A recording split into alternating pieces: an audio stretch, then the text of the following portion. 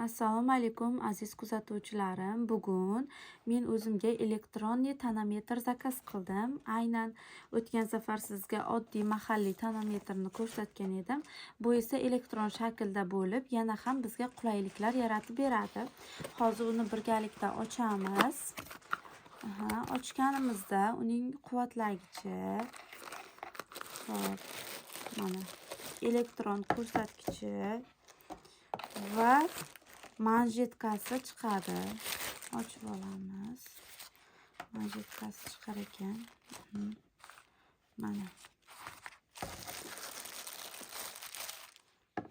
Bu elektronisi. Mana yo'riqnomalari bor. Xo'p, bu apparat mana yo'riqnomasida ham ko'rsatilgan. Sistolik, diastolik qon bosimi va bizdagi pulsni, ya'ni yurak urish sonini bir vaqtning o'zida ko'rsatib beradi.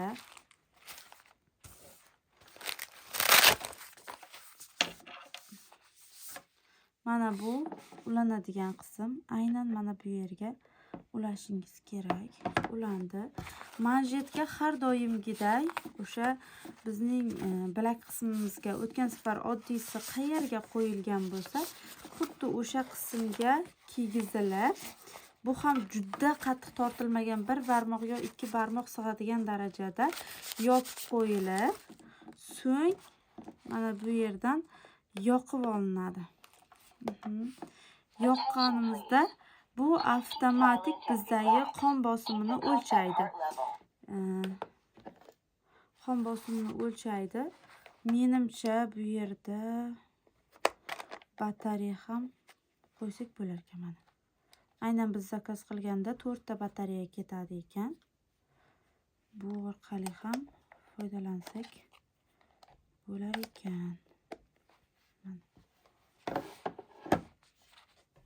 Keyingi videolarda aynan birorta kishida sinab ko'rsatib beraman.